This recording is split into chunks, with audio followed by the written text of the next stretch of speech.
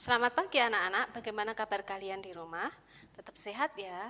Kembali lagi bersama dengan Ibu dalam pembelajaran Bahasa Indonesia. Kemarin kita sudah mempelajari teks cerita fantasi. Untuk kali ini kita akan mempelajari teks prosedur. Apa itu prosedur? Kalian sudah pernah dengar kata prosedur? Sudah pernah melihat teks prosedur? Sudah ya? Kalau kalian membeli mie instan, minuman instan, pasti di dalamnya ada teks prosedur di situ.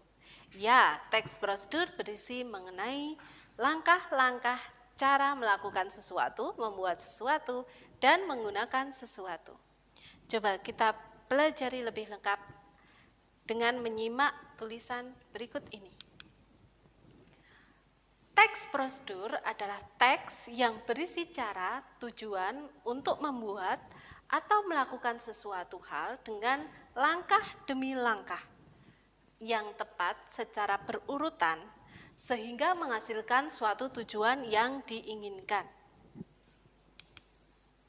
Kemudian tujuannya adalah agar pembaca maupun pendengar dapat mengikuti langkah atau perintah dari isi teks yang tujuan akhirnya bisa sesuai dengan keinginan pembaca maupun pendengar. Itu tujuan teks prosedur. Perhatikan teks berikut. Cara memasak mie instan. Di situ ada sebuah teks prosedur cara memasak mie instan. Ada 4 langkah di situ.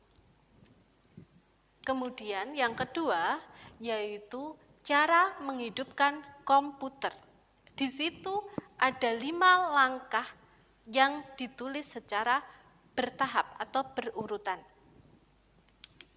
Kemudian yang ketiga yaitu teks prosedur membersihkan kulit wajah. Di situ ada 8 langkah yang ditulis secara berurutan. Nah, melihat dari 3 contoh tadi, cara membuat mie instan, cara menggunakan komputer, dan cara membersihkan wajah, sehingga bisa kita simpulkan jenis berdasarkan isi teks prosedur itu ada 3, yaitu teks prosedur cara membuat sesuatu, tadi contohnya cara membuat mie instan, kemudian teks prosedur cara menggunakan sesuatu, tadi contohnya adalah cara menghidupkan komputer, dan teks prosedur melakukan sesuatu, tadi adalah teks prosedur cara membersihkan kulit wajah. Sehingga kita sudah mendapati 3 contoh teks prosedur berdasarkan isinya. Kita lanjut. Teks prosedur itu memiliki struktur atau bagian-bagiannya. Perhatikan, teks prosedur cara mudah membuat slime yang aman. Di situ ada beberapa bagian. Yang pertama yaitu bagian tujuan. Kemudian yang kedua, di situ ada bahan-bahan yang harus disiapkan. Itu termasuk bagian alat dan bahan. Kemudian yang keempat adalah berisi langkah-langkah, itu merupakan bagian langkah-langkah. Dan yang terakhir itu ada kesimpulan yang berisi kesan, merupakan bagian penutup. Itu merupakan struktur teks prosedur. Kita ulangi ya, ada berapa bagian? Ada 4 bagian. Yaitu yang pertama adalah bagian tujuan, berisi mengenai tujuan pembuatan, tujuan melakukan sesuatu. Kemudian yang kedua yaitu ada alat dan bahan, berisi mengenai alat-alat dan bahan-bahan yang dibutuhkan. Selanjutnya yaitu bagian langkah-langkah, di situ memuat urutan-urutan atau cara-cara melakukan sesuatu atau membuat sesuatu. Dan yang terakhir adalah bagian penutup, Isinya apa? Isinya merupakan sebuah simpulan dan kesan. Kita lanjutkan ya.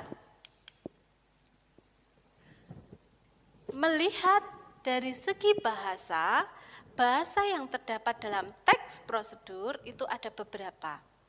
Bahasa yang digunakan dalam teks prosedur itu yang pertama adalah kalimat perintah. Kalimat perintah itu pasti ada dalam teks prosedur. Contohnya, campurkan lem, itu kalimat perintah. Kemudian, penggunaan bentuk pasif. Penggunaan bentuk pasif ini kita lihat dalam kata kerjanya. Kata kerja aktif atau kata kerja pasif. Kalau kata kerja aktif itu menggunakan awalan me, kata kerja pasif menggunakan awalan di. Contohnya, tombol keyboard sebaiknya ditekan. Itu menggunakan kata kerja pasif. Selanjutnya, bahasa yang digunakan dalam teks prosedur selanjutnya yaitu penggunaan kriteria batasan. Contohnya, angkat kaki kanan. Batasan di sini yaitu angkat kaki sebelah kanan. Berarti di situ membatasi yang diangkat adalah kaki sebelah kanan. Kemudian penggunaan kata keterangan. Kata keterangan itu banyak sekali. Ada kata keterangan tempat, ada kata keterangan waktu, ada kata keterangan cara, dan masih banyak lagi.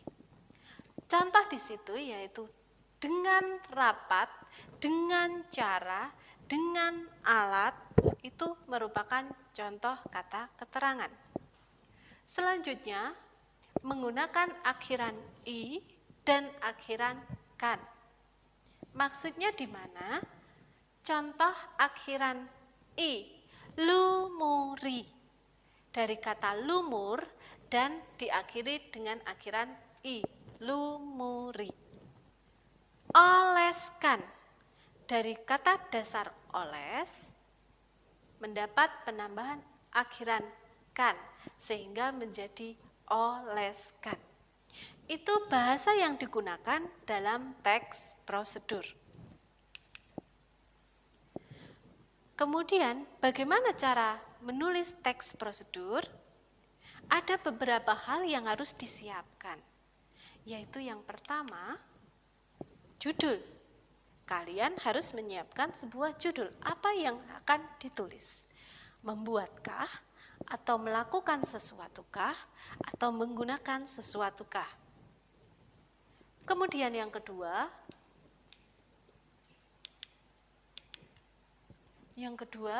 yaitu tujuan. Kita harus menentukan tujuan dalam teks prosedur itu. Tujuan disesuaikan dengan judulnya. Kita mau menulis mengenai apa, sehingga kita membuat tujuannya. Yang ketiga adalah alat dan bahan. Ketika kita menulis teks prosedur cara membuat sesuatu, pasti kita harus menyiapkan alat dan bahan. Alat dan bahan itulah yang akan ditulis. Kemudian, selanjutnya adalah yang disiapkan langkah-langkah. Kita harus menyiapkan langkah-langkah dalam membuat sesuatu, dalam melakukan sesuatu, atau menggunakan sesuatu. Pasti ada langkah-langkah yang ditulis secara berurutan. Kemudian yang terakhir yaitu penutup. Penutup itu berisi mengenai kesan maupun kesimpulan dalam membuat sesuatu atau melakukan sesuatu atau menggunakan alat. Nah, pembelajaran kali ini sudah selesai. Silahkan kalian bisa melihat atau browsing materi-materi teks prosedur yang lain di rumah. Pesan Ibu tetap belajar di rumah, tetap semangat dan jaga kebersihan dan kesehatan. Ibu akhiri, selamat pagi dan tetap semangat.